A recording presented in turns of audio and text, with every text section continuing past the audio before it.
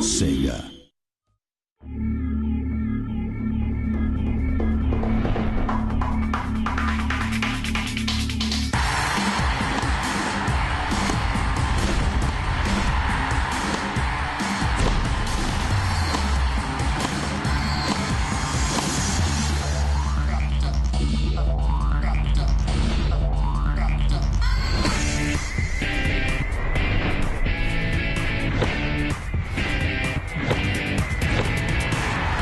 Well, one of the great things about Virtua Tennis is the ability, to play with some of the top players in the world.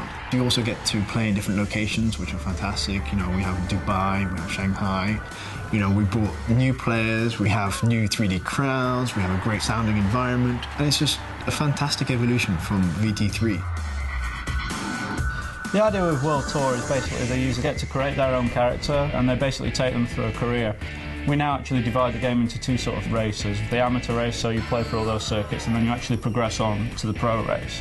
When you're in the amateur race, you play against lots of different characters who you're not familiar with. The atmosphere of the matches will be a lot more sort of subdued and quiet. And then as you progress into the professional levels, then you'll get to meet against the big name players, and you'll also get more of the atmosphere of the matches. Obviously, we looked at the roster of tennis players that we had from Virtua Tennis 3, and we wanted to update this. So some of the new players that you can see in the game are Murray, Djokovic, Kuznetsova, Ivanovic. They sort of enhance the roster that we already used to in Virtua Tennis 3, and it allows you to play with basically the latest players.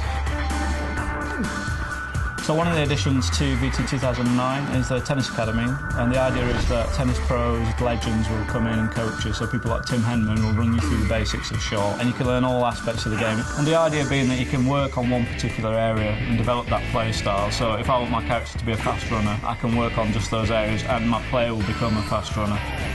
In Virtua Tennis 2009, obviously we brought back the mini-games. This was, a fantastic feature of VT3, but we wanted to really update these.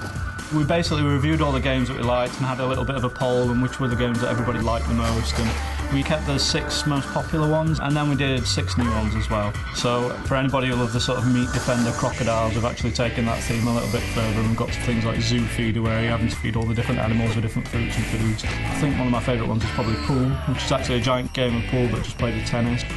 And this will be the first VT which can actually play multiplayer online, so we're working to try and make all the games online playable, and you'll be able to play with up to 4 players, either turn-based or simultaneous, depending on what the game is.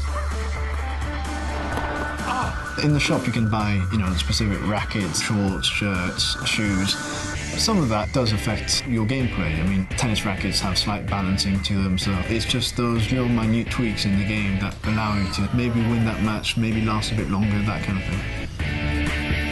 We've looked at all the stadiums and we've enhanced the look and feel of them. From a gameplay perspective, it still has that feel of VT, and it allows you to know that the ball will go faster on harder courts. You'll still get the sliding on clay courts, and that's one of the aspects of sort of real tennis that we have to bring into the game. And the brand new over-the-shoulder camera gives you a real sense of being inside the stadium. I think one of my favourite aspects of VT 2009 is that it still maintains the fast-paced arcade gameplay that we've all kind of grown up with over the years. We all used to play the original VT 1 and 2 on Dreamcast in the office. It's still got that feel, it's still fast-paced, it still looks gorgeous.